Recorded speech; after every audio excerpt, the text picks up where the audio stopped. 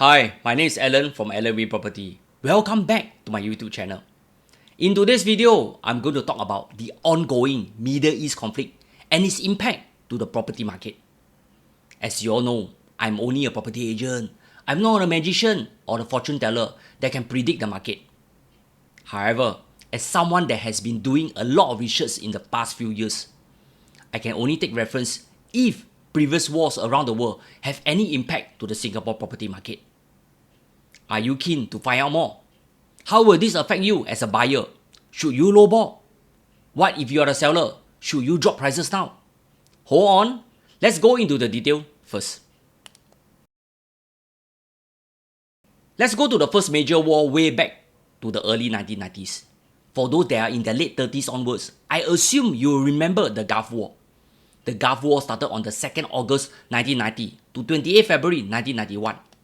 This was a war waged by coalition forces from 35 nations led by the United States against Iraq in response to Iraq invasion and annexation of Kuwait.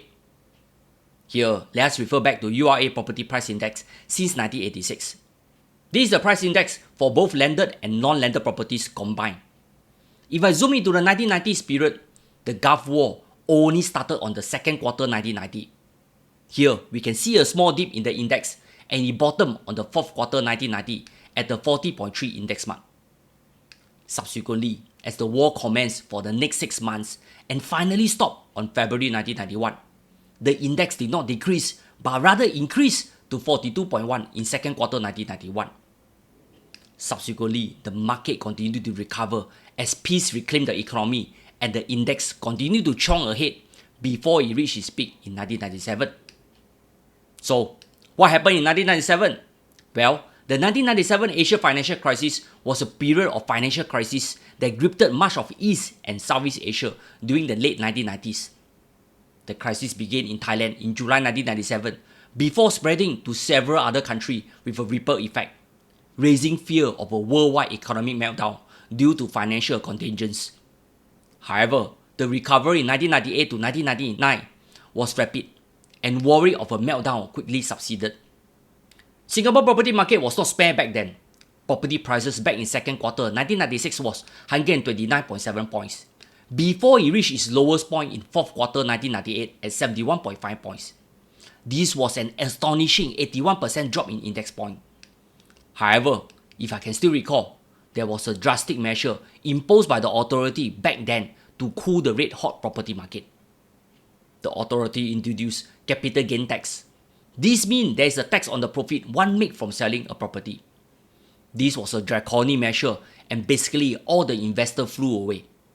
In my opinion, after this sudden drop in confidence, the authority realized it's not ideal to crash the market. That is why capital gain tax was not introduced as part of any property cooling measures in recent years. Instead, they introduced ABSD and SSD instead. This is another form of capital gain tax, but at least they give you a chance to hold it kwai for 3 years. After the third year, the government will say, you good boy, don't need to pay taxes. You happy? They also happy. For those that are old enough, appreciate if you can enlighten me if the measure were introduced back during the 1997 Asia financial crisis or during the 2008 global financial crisis, as I have fade memories when it was first introduced. Here, so much about the Asia financial crisis. Let's move on to the next crash. The next crash happened during the 2007 to 2008 global financial crisis. This was the most severe worldwide economic crisis since the Great Depression. This was also a time when US bank Lehman Brothers collapsed on 15 September 2008. There was massive sell-off in the stock market. All major counters around the world become red. I can still recall it very well.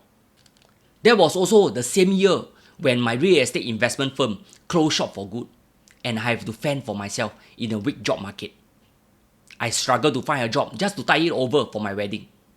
Back then, I have no money, no BTO flat, I have nothing. Frustrated that I cannot find a job back then, I became a full-time housing agent back in October 2009 with only 5,000 in my bank account. It was do or die. That was also the start of my sales career. I have many ups and even more downs. It's not easy, my friend. The sorrow and sacrifice I made along the way. It was bittersweet. Looking backwards, it has been a long 15 years in the sales industry. I think I've come a long way. As what Steve Jobs family say, you cannot connect the dots going forward.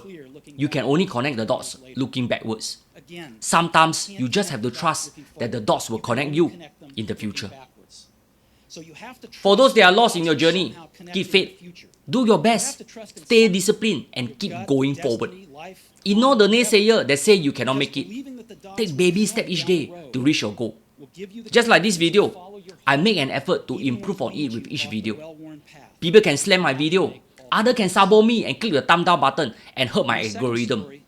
But you will never kill my passion for real estate.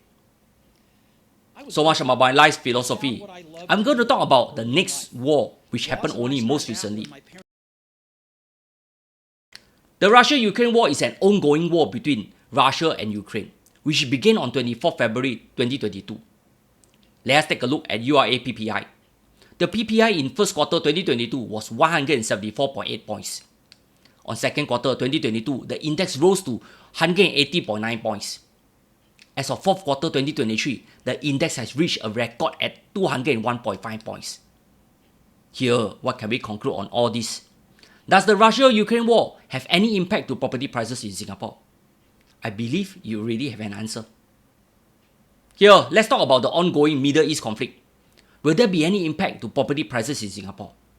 Let us analyze on a few fronts first.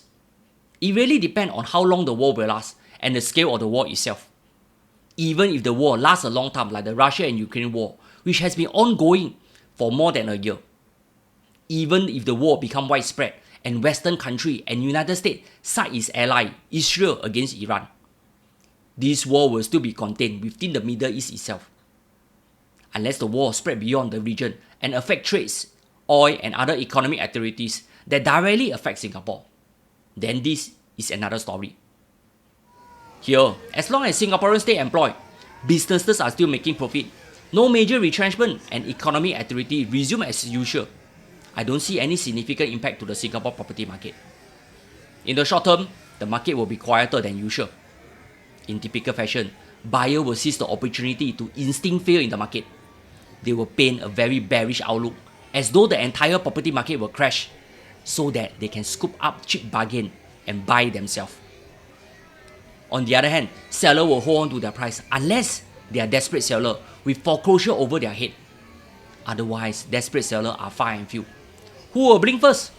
Will the seller or will the buyer? In my view, the next crash will only come when there's a major economic crisis like the global or even Asia financial crisis, when investors dump equity and property to conserve cash. This is in addition to the scale of the cooling measure that are being put forward by the authority.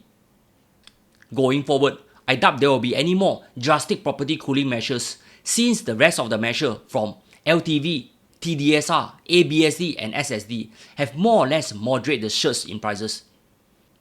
The private property market has also started to temper off based on URA latest quarterly data. This means prices is stabilizing with economic activities. This is aligned with URA goal of a sustainable property market. Here, what is your take on the ongoing Middle East war? Do you think it will affect the property market? Kindly share your view here with me.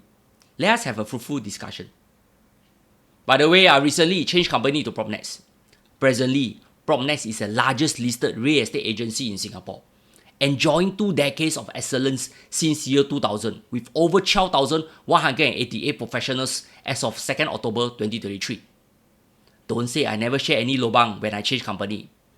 PropNex has a I Can Fly with PropNex program.